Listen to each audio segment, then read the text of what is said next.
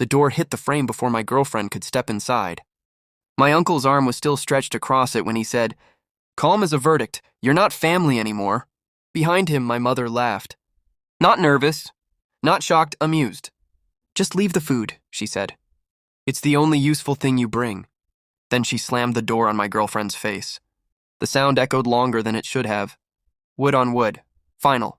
I stood there holding a casserole dish that was still warm. My girlfriend's hand was shaking in mine. I felt nothing. Not anger. Not shock. Just clarity. The kind that comes when a lie finally collapses under its own weight. I turned around and walked away. Behind us, one chair scraped. Then another. Then footsteps. Half the house emptied itself without a word. That was the payoff. But the story didn't start there. It started years earlier when I still believed blood meant safety.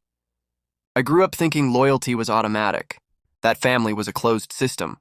You endure, you forgive. You absorb the damage because that's the price of belonging. I was the one who showed up early, stayed late, paid quietly. The fixer. The reliable one. The good son. When my dad died, I took his place without being asked. Bills, repairs, emergencies. I became useful. And usefulness looks a lot like love when you're desperate enough. My uncle learned that quickly. So did my mother. Then I brought her home. My girlfriend, calm, observant, too honest for their comfort. She noticed the pauses in conversation when she entered a room. The way jokes sharpened when I wasn't laughing. How generosity toward me always came with witnesses. "She's changing you," my mother said once. Like change was an insult. That's when the patterns began. Invitations forgotten, stories rewritten with me as the villain. Money I'd lent remembered as gifts. Favors reframed as obligations. Subtle, careful, gaslighting with a smile. I didn't confront them. I watched. I noticed how my uncle's business struggled while his lifestyle didn't. How my name appeared on paperwork I'd never signed. How my mother always insisted on handling family finances, while quietly draining accounts meant for emergencies. The proof came quietly. A forwarded email. A spreadsheet attachment. My uncle didn't realize still. Listed my SSN, a voicemail meant for someone else. Where my mother joked about how I'd never push back. I didn't rage. I planned. I stopped covering gaps. Let bills arrive unanswered.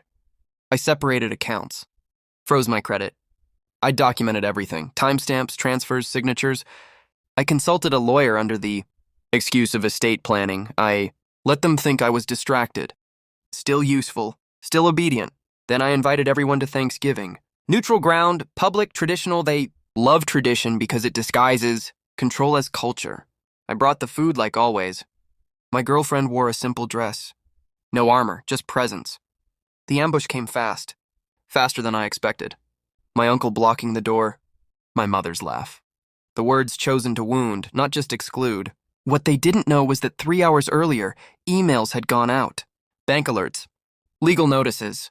Business partners CC'd. A quiet audit request filed with attachments. I'd been saving for months. The house behind that door was already collapsing. When we walked away, I didn't look back. I didn't need to. Inside, my cousin found her college fund frozen. My aunt realized the mortgage payment hadn't gone through.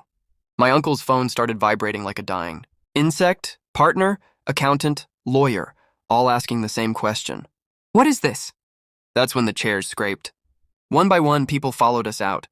Not because they loved me, because lies hate witnesses, and the truth had just walked into the open. Later, my mother called. Screaming first, crying second.